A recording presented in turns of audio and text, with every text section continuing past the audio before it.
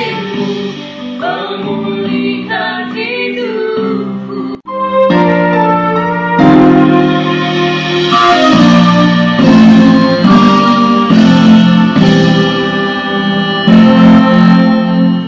Hidup oleh anugerah yang terbaik ku terima dari-Mu. Rancangan-Mu indah bagiku, sebab ku hidup selalu di dalam-Mu.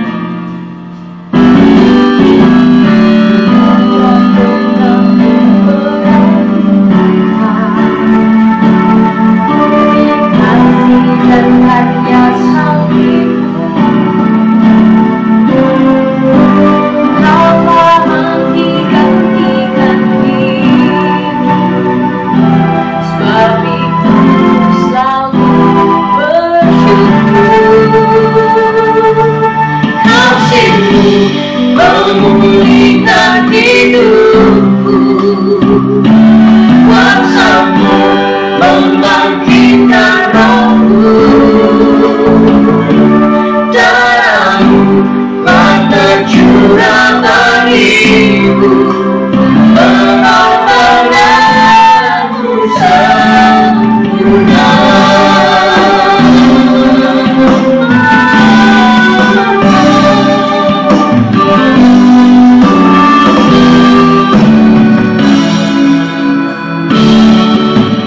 Hidup oleh anugerah-Mu yang terbaik ku terima dari-Mu. Rancangan-Mu indah bagiku, sebab ku hidup selalu di dalam-Mu. Tiada pernah ku meragukan bukti kasih dan karya salib-Mu. Kau telah menggantikan hidup. Sebab itu ku selalu bersyukur. Kasih-Mu memulihkan hidupku, kuasa-Mu membangkitkan rohku. Darah-Mu telah tercurah bagiku, mengapa aku sempurna.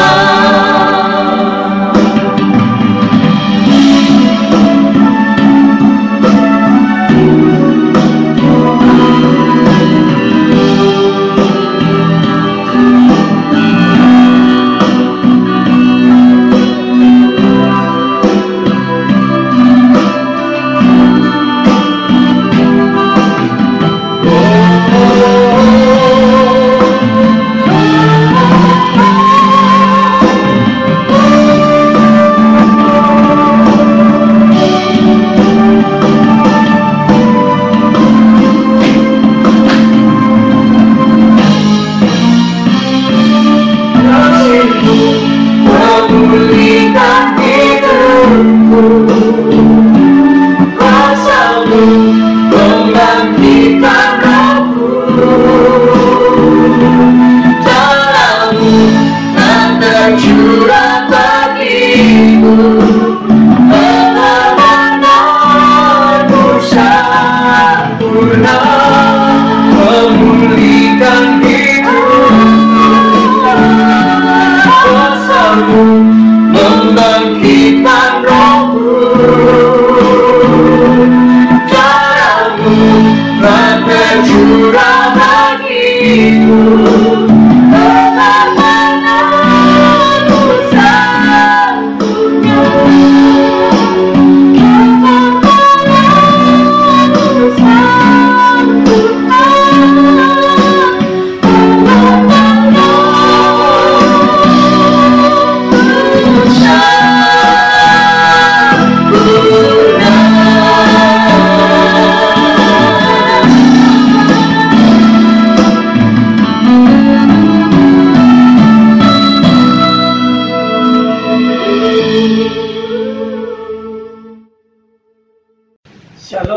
Bapak Ibu sekalian, di hari yang berbahagia ini kita akan memperingati hari Paskah, hari di mana Tuhan menang atas segala dosa.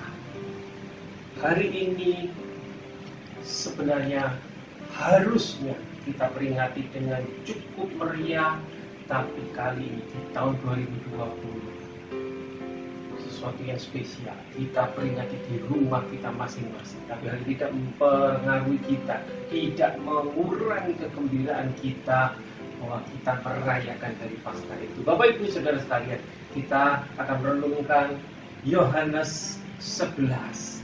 Kita merenungkan firman Tuhan di Yohanes 11 dengan bab Lazarus dibangkitkan.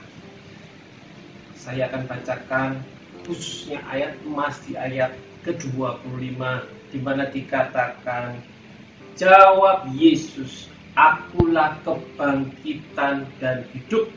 Barang siapa percaya kepadaku, ia akan hidup walaupun ia sudah mati. Bapak Ibu terkasih,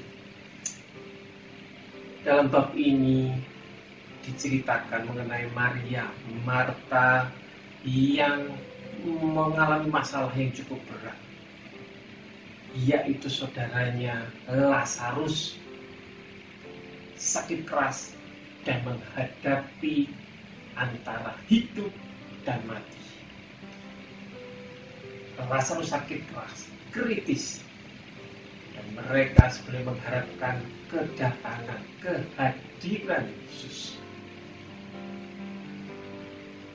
Tetapi Yesus tidak ada di antara mereka. Di dalam pasal tersebut juga diceritakan mengenai hal yang hampir sama yang dialami oleh murid-murid Yesus, di mana permasalahan pada waktu itu antara Yesus dengan pemuka agama yang sedang memanas, di mana mereka sudah punya rencana jahat atas Yesus, dan itu sudah didengar, dan murid-murid Yesus menjadi tegang. Pilihan mereka, masalah yang dihadapi oleh mereka antara hidup dan mati. Mereka tegang, cemas, khawatir.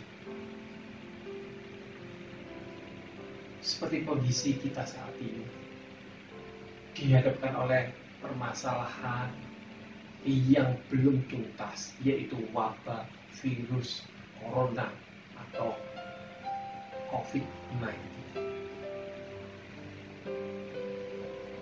Para murid begitu tegangnya sehingga mereka meminta Yesus tidak kembali ke Yudea. Dikatakan, Rabi, mereka sudah berusaha menyerang Rabi dengan melempari engkau dengan batu. Apakah kau mau balik ke sana? Sehingga salah seorang murid pun yang yaitu Thomas yang disebut Didimus mengatakan, mari kita pergi juga untuk mati bersama Yesus. Itulah akibat ketegangan, sehingga dari mulut seorang Thomas berkata nyinyir seperti itu. Bapak Ibu yang terkasih, permasalahan saat ini begitu menegangkan, baik oleh dokter, pasien, kita semua yang di rumah. Setiap kali kita dihadapkan oleh masalah antara hidup atau terkena virus, dalam kehidupan ini, inilah yang terjadi. Kita tidak bisa menolak kenyataan bahwa seharusnya kita merayakan Paskah yang begitu meriah, tapi kita rayakan dengan cukup prihatin. Sejenak kita akan merenungkan kebenaran yang ada di dalam Yesus, yang merupakan sahabat dari Maria dan Marta tadi. Ini juga yang dihadapi oleh murid-murid Yesus. Kebenaran apakah itu? Kebenaran yang pertama, Yesus tidak pernah takut pada kematian dalam arti yang sebenarnya. Jika manusia pada umumnya, mereka semua kita rata-rata takut mati. Manusia menghadapi masalah yang berat, cenderung untuk menyerah, lari ke obat-obatan, mabuk-mabukan dan sebagainya. Tapi ada satu fenomena yang aneh. Pada waktu mereka mengeluh pinginnya mati. Tapi seandainya Tuhan berkata, ya anakku, pulanglah sekarang, maka manusia akan cenderung, nanti Tuhan, nanti dulu, urusanku masih banyak. Itulah yang terjadi. Tapi Yesus, Putra Allah itu tidak pernah takut akan ancaman kematian. Dia tidak bisa dikontrol oleh yang namanya kematian. Pada waktu peristiwa Lazarus yang sakit parah, hampir meninggal, Maria Marta pasti mengharapkan Yesus cepat-cepat datang supaya Lazarus tidak mati. Sampai dikatakan oleh Maria, andai Yesus engkau ada di sini, pasti saudaraku tidak akan mati. Tapi Yesus tidak mau dan tidak bisa dikontrol atau diancam oleh waktu manusia. Dia punya waktunya sendiri. Yesus berdaulat. Dia Tuhan. Dia berdaulat. Dia tidak bisa didikte oleh manusia. Justru dia merencanakan untuk stay, untuk 2 hari akan datang, baru kembali.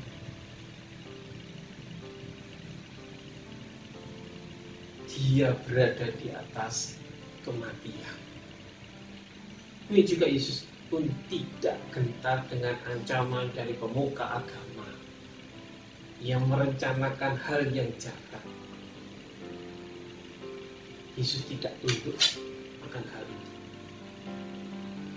Manusia selalu takut akan ancaman kematian.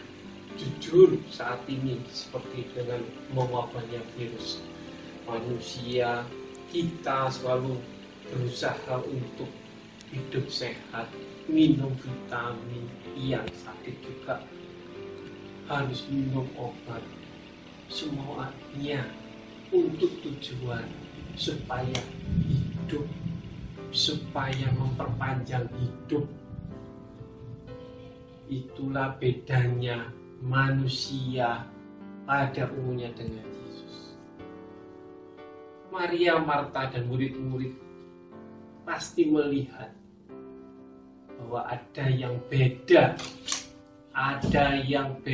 dalam diri pribadi Yesus. Di mana Yesus bertindak, Yesus berkata, berbicara menurut visi dan misi dari Bapa di surga. Kebenaran yang kedua, Yesus tahu apa itu kematian dalam arti yang sebenarnya. Dia tahu arti mati. Kita tahu bahwa Yesus adalah 100% manusia dan 100% Allah. Dan Yesus punya perasaan, punya hati. Sehingga disebutkan dalam perikop ini, Yesus bisa sedih, bisa susah. Dan dikatakan masgullah hati Yesus sampai 2 kali. Apa dan kenapa Yesus bisa sedih? Hal ini karena Yesus, dia tahu dengan sebenarnya apa arti kematian. Apa yang terjadi setelah kematian. Bagaimana hidup, kehidupan setelah mati. Bagi manusia, kematian itu misteri, kematian itu gelap. Tapi Yesus tahu apa yang terjadi setelah kematian. Jika manusia hidup dalam dosa, maka yang terjadi adalah kematian kekal. Terjadi perpisahan dengan Allah Bapa. Itulah kenapa Yesus sedih.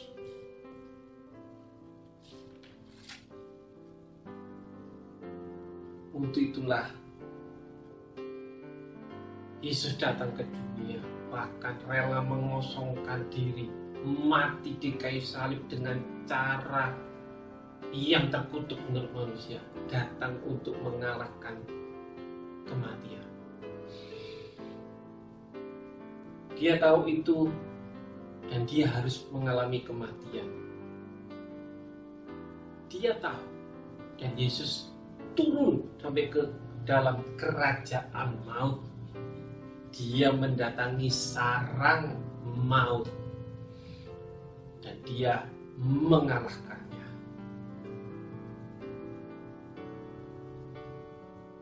Fakta atau kebenaran yang ketiga, Yesus menang atas kematian.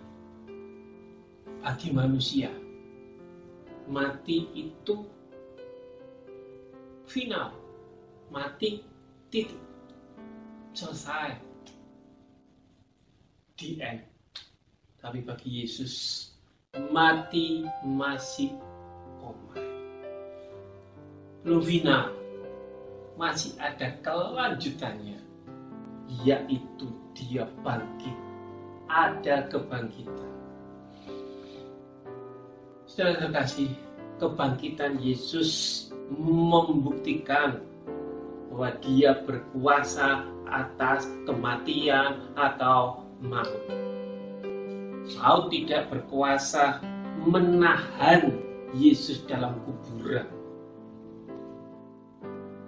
Memang dalam kematian yang 3 hari itu bukan karena Yesus tidak berkuasa atas maut atau Yesus kalah atas maut, tapi karena dia suka rela memberikan nyawanya demi penebusan umat manusia, karena itu yang Bapa mau.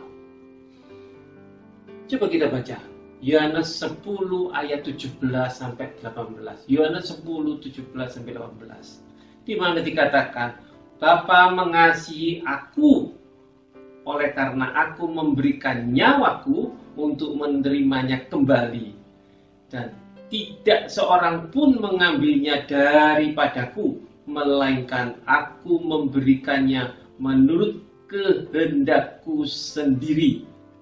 Aku berkuasa memberikannya dan berkuasa mengambilnya kembali. Inilah tugas yang kuterima dari Bapakku. Jadi dia mati karena memang dia rela melaksanakan tugas dari Bapa. Sekali lagi, kematian atau maut tidak berkuasa atas Yesus. Itulah kebenaran, itulah iman kita. Untuk itu dia dengan tenang, dia menunda kedatangan di Betani sehingga Lazarus benar-benar mati.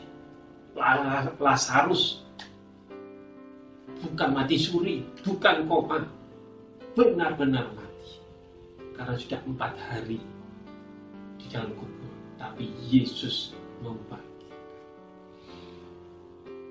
Sehingga pada saat itu dengan lantang Yesus berkata, Lazarus keluar, dan Lazarus hidup. Sehingga tergenapilah firman yang keluar dari seorang pribadi, yaitu Yesus Tuhan kita, yang dengan berani mengatakan, akulah kebangkitan dan hidup. Mau tidak berkuasa atas Yesus. Kapan dan dimanapun Yesus mau, semua akan terjadi menurut kehendaknya. Hikmah peringatan Paskah tahun ini, biarlah kita tetap teguh. iman percaya kita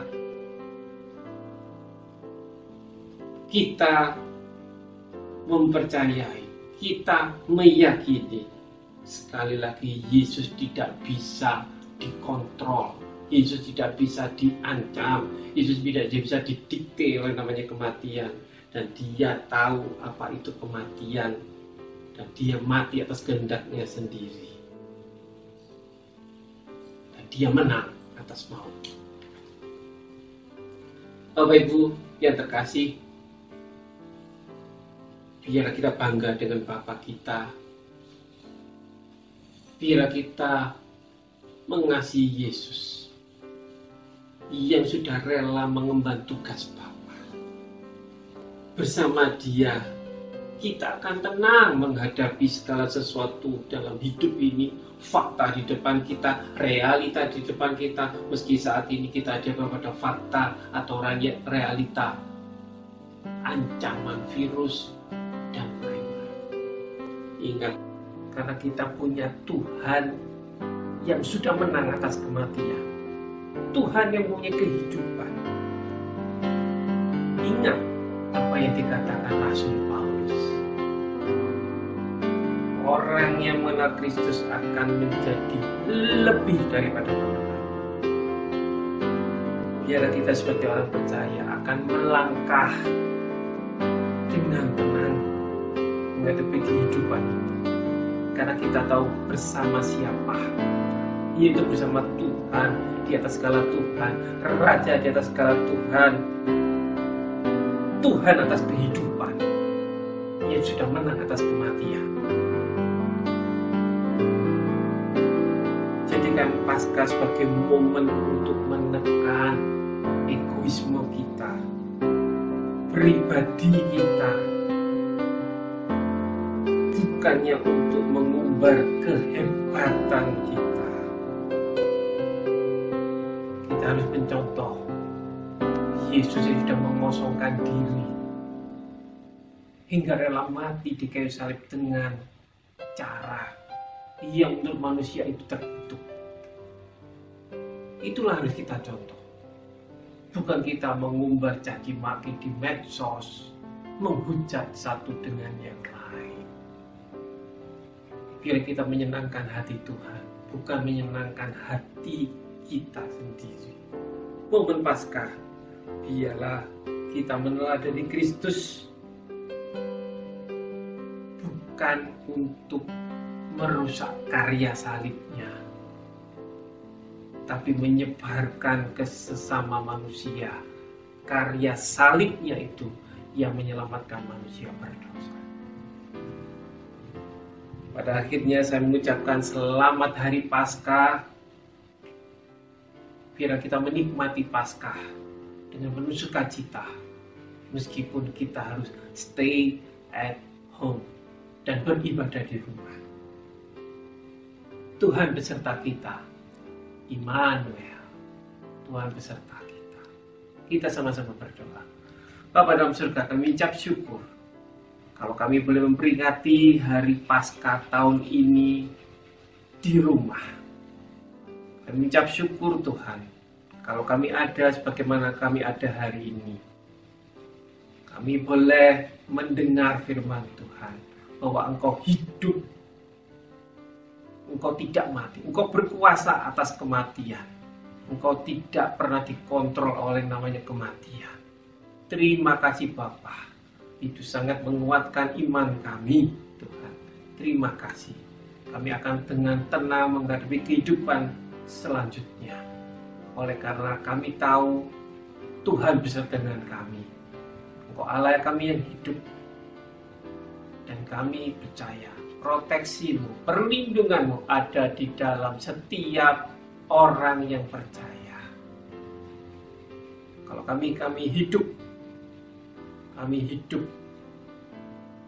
dalam Kristus. Mati adalah keuntungan.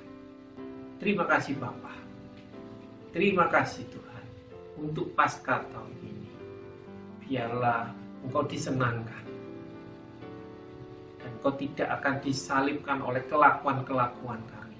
Untuk itu kami mohon ampun Tuhan. yang mengampuni segala dosa dan kesalahan kami. Terima kasih Bapa. Kiranya kasih-Mu, sukacita yang daripadamu, damai sejahtera yang daripadamu, melebihi segala akal, melingkupi hati kami. Dalam nama Yesus kami berdoa, kami ucap syukur, haleluya, amin.